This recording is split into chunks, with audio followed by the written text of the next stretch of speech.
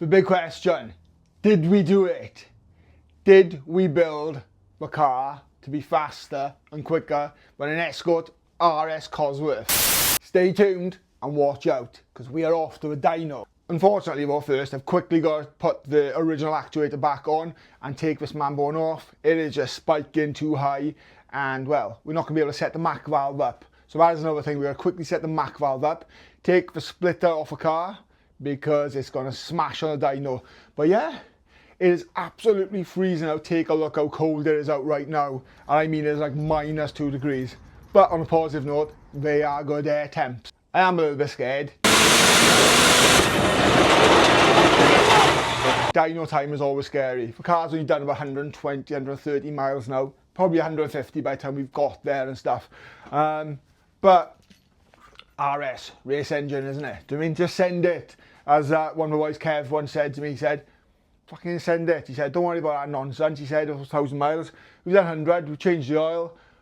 Do you know what I mean? It's had new rings, it's had been overboard. It's running the original crank and stuff like that. So it's not a brand new engine. Anyway, I'm waffling now. So the place to go in is TTC. So big shout out to Ash and Aid. James is going to be mapping the car. James, my builder. I'm going to put a clip up now, an overview of this. So this is James's car with my turbo setup, obviously in Mexico, and it was shifting. So take a look at this.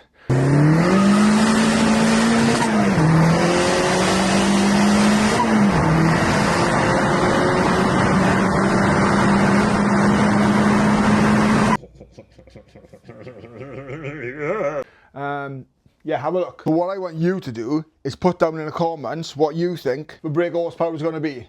So stop the video, pause it, put your comments down there now, and see at the end, right, okay, if you was right, okay. The person, okay, no, it's not going to work, so scrap that idea. Look, I'm just landed, I'm waffling on. I put my R5 on a dyno back in the day, 199.8 brake horsepower. Like 20 odd years ago. Like first class turbo on Ash's dyno.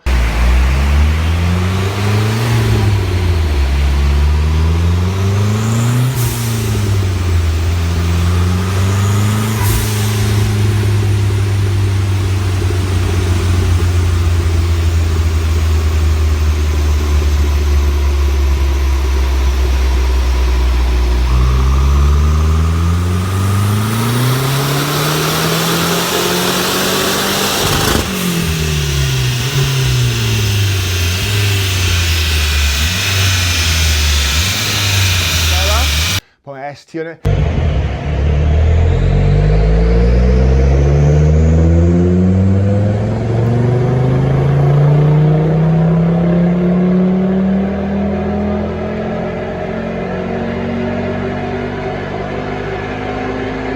I put this on it when I rebuilt it. It was 4 years ago. Didn't rebuild, when I built the turbo conversion originally on low boost. 4 years ago to this month is when this car first got boosted. It is running a totally different engine now, okay? But yeah, 4 years ago. I'll insert a clip of that too, of the what's it called, of the Escort on the dyno. During that time, the turbo went too as well. So yeah, I'm hoping today we will have a better day. But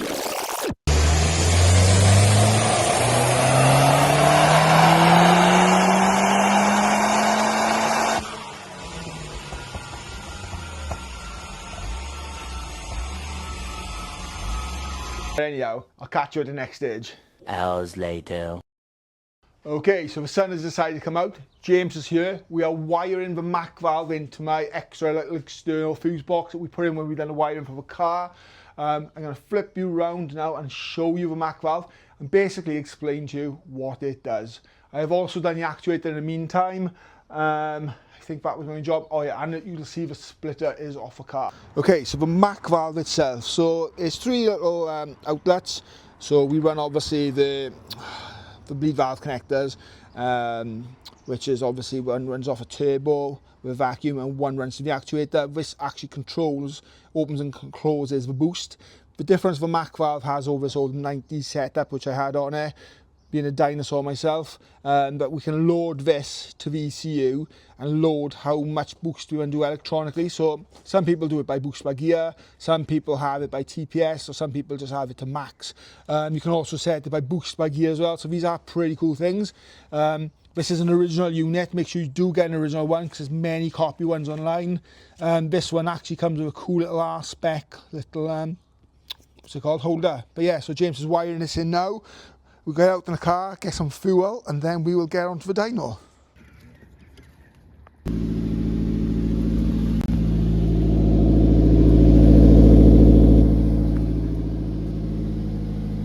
Right then, so we are on the dyno. So if you can hear me, let's move this mic up a bit, shall we? Okay, let's try again. We are on the dyno and we are in TTC, okay? So this is in Neath. Like, you hear the boys laughing in the background. They better not be doing any damage. So yeah, we are in the dyno room, okay? So check out TTC tuning, okay? Great guys, like I said, they've done all my other cars and stuff. James is now obviously going to do the mapping. Let's get inside and have a look.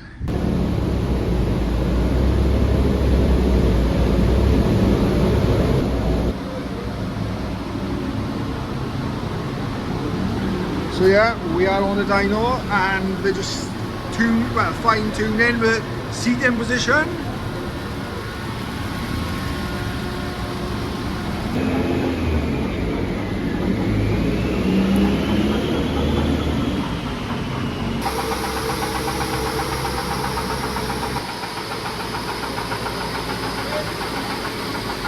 Okay, so to say that I am not crapping my pants right now would be a lie. Yeah, I am shitting it. That's how cold it is.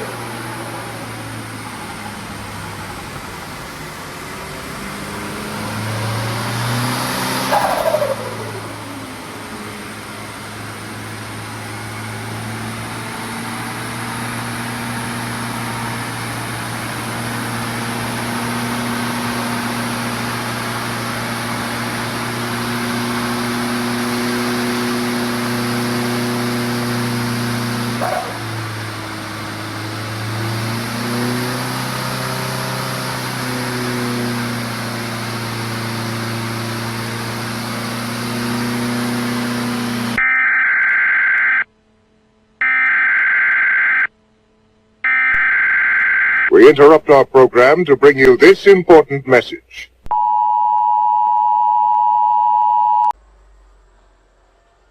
Okay, so we have aborted. You would have seen in the last clip we took a rock cover off because we've heard a tapping or a knocking. So we thought maybe we had a stick lifter. We've put it back on, turned the car over and all that kind of stuff. We've checked there were feeler gauges. We then put a stethoscope on, and it seems to be that we've got a bit of noise coming from the bottom end around this area. So worst case scenario, it is a sump off, check the bearings. Hopefully we do not have to pull the engine and get a reground crank. I don't know where my head is right now. But look, these things happen, and I'm glad it's happened now. We're going to get the car onto a truck and get it home because we don't want to prolong and cause any more damage, as you can imagine, with the work that's gone into already. We're absolutely gutted, but on a positive note, we've caught it now and it hasn't blown up. 12 seconds later. Let's push this fucker out there, shall we? So yeah, no water, no leaks, no oil, nothing off us.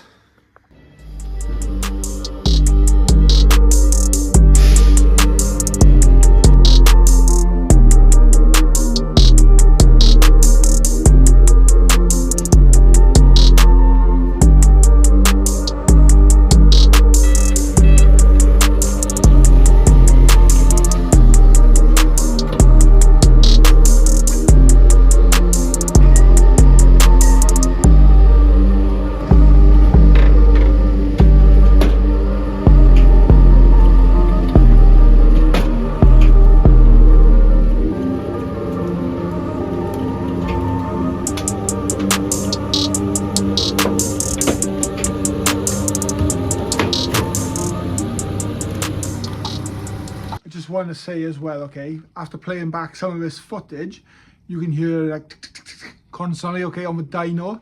That is not the noise I'm describing, and that is not the engine, okay?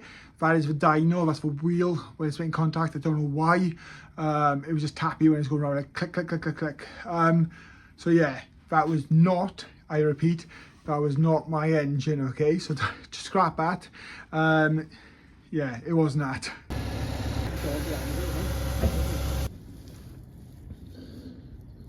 Okay, so here goes, let's check this oil.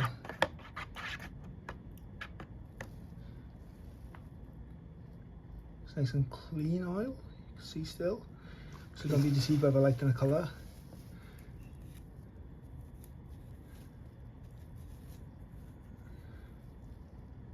Okay, so it seems that there is no real metal in there. As James just described, so basically the bearings are not steel, if I'm right, James, not steel, no? Yeah, no, So they're not magnetic, but yet the rings and obviously the balls are metal, so obviously if there was anything to worry about, that would be sticking out to a magnet. So this thing... Yeah, I'd expect to see a bit of block material or ring material, because that's what's got a bed in anyway. Yeah. But obviously they're the magnetic ones, so that would stick to this. Bearing material is not magnetic, so obviously it wouldn't stick. But there's no big chunks and there's no, like, It seems... there's not a lot of glitter in here then, put it that way. No, it's not. So I'll put the torch on the camera and shine into the oil now as well, and you won't really see anything in it, which is a good sign as well, I think. But so hopefully the next job is to get this sump off. Very hard to see, obviously, with a light. We're trying to use a torch right now. Don't forget there's obviously like little air bubbles and stuff in here as well now. Looking for a shimmer. Yeah, it's kind of shimmery. Okay, so this is the last dregs, which obviously we'd have thought the oil and well, anything with foreign bodies would have been in. And this is probably the best looking part, in truth, as you can see. Okay, so I just spent last 10-15 minutes on the phone to Kev from MRM Speed Shop, fellow RS2000 person, friend. So yeah, big shout out Kev if you're watching. Thanks for listening, thanks for giving us a bit of getting me back sane. So look, we have a plan, and we will do it soon, and it will be more videos and more power, so don't worry about that. Disappointing things do happen, and that is life. It could have been far worse if it didn't happen on a dyno. I've been stuck somewhere, could have thrown a rod, could have damaged a crank, well, we don't know, I mean, far more substantial damage. But look, we caught it, we checked the oil, I believe we caught it early enough, so fingers crossed. So hit that like, hit sub and enable notifications, okay? Stick around for the journey. I promise you we will be there, okay? So yeah, thanks for watching and see you next time. I want to say a big thank you to everybody being involved in this project, okay? And I want to say a big massive thank you to James, okay? So he's beaten himself up over this, I've beat myself up over this. These things happen, so it's nobody's fault. It's just unfortunate, and it just gives me the mentality and a mindset to come back bigger and stronger. So yeah, so don't beat anyone else up, don't beat ourselves up, don't beat us up, and be kind in the comments.